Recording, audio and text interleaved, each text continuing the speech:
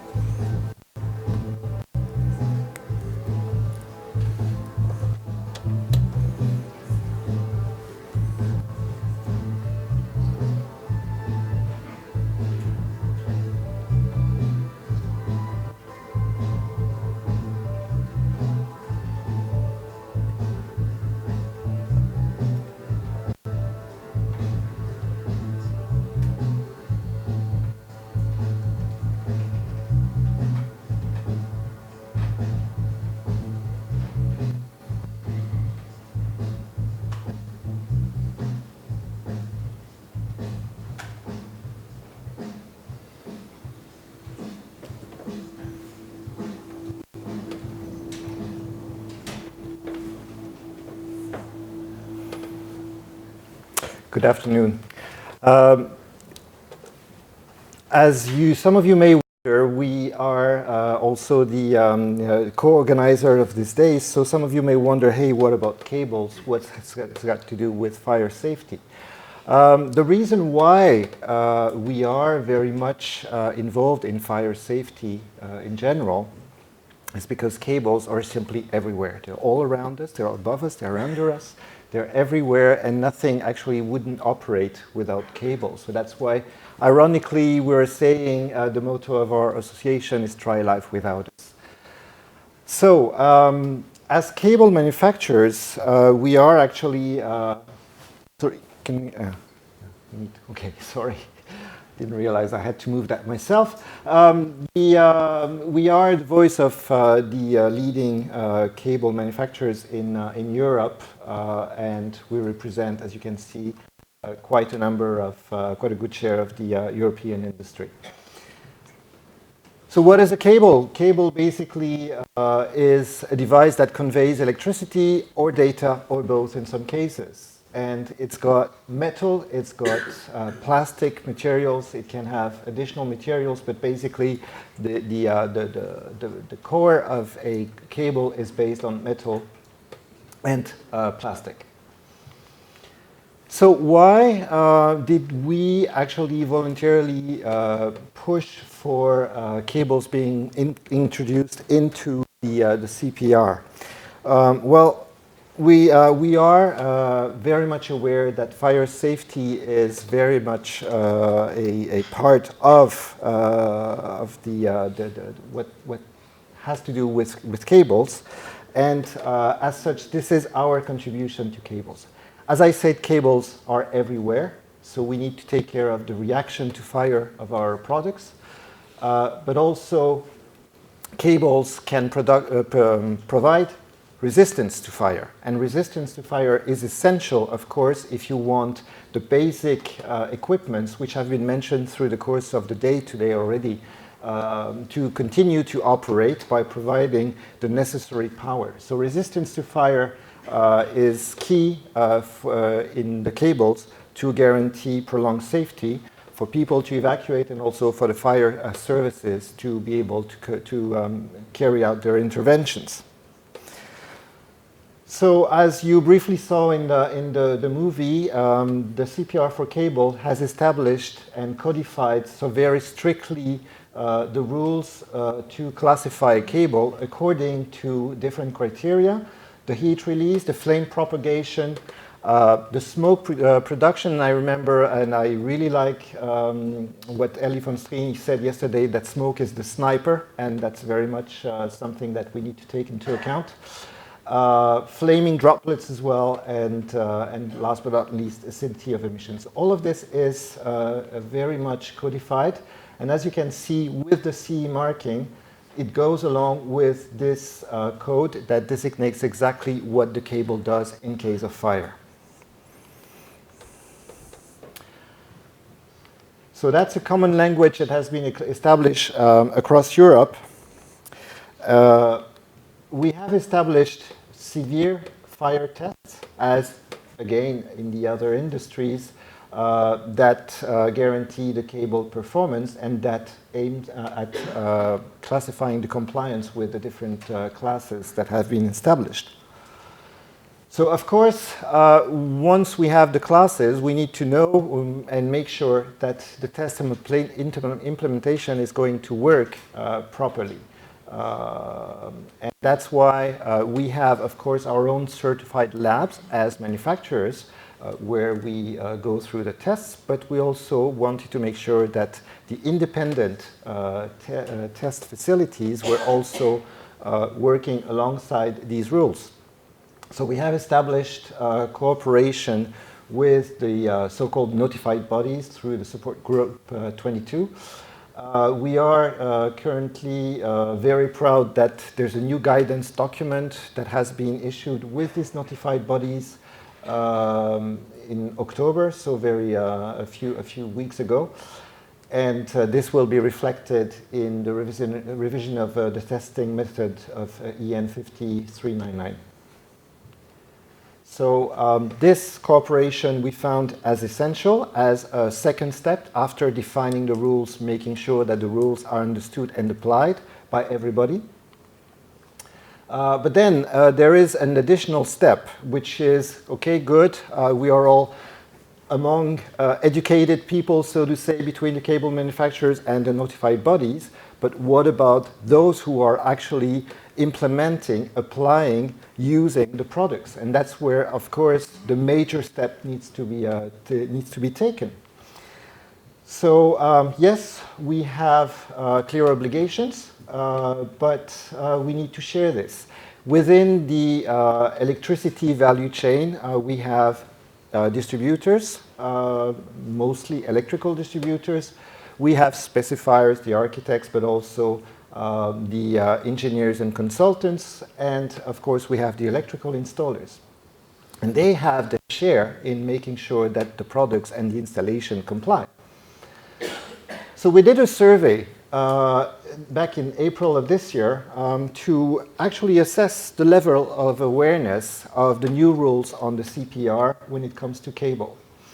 And much to our surprise, to be honest, because we didn't expect that level to be reached. Only basically a rough 5% of the respondents have some sufficient knowledge about the CPR. So hey, we said, hey, this is time to act. We have to continue, and that's the third step that we needed to take after defining the rules, after making sure that they are properly applied in terms of tests, then to make sure that we educate the people around us. So by educating, we actually launched these awareness campaigns. So we ambitiously planned the campaign to last for 12 months. So we started in the spring, in May of this year. It's targeting exactly those which I mentioned earlier who are dealing, working, and using the cables. We have set up a website which targets 13 European countries plus Norway's. We have all of the documentation and all of the material provided in 13 European languages.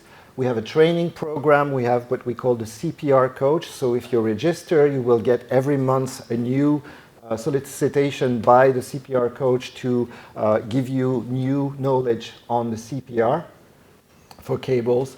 And on top of that, we run webinars and country-specific material.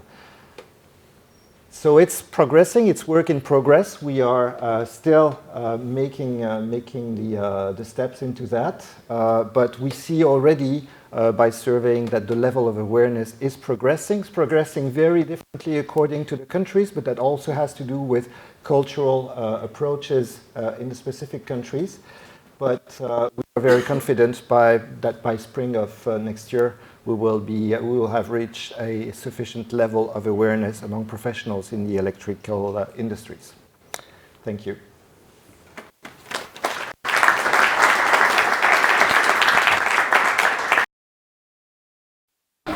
These rules.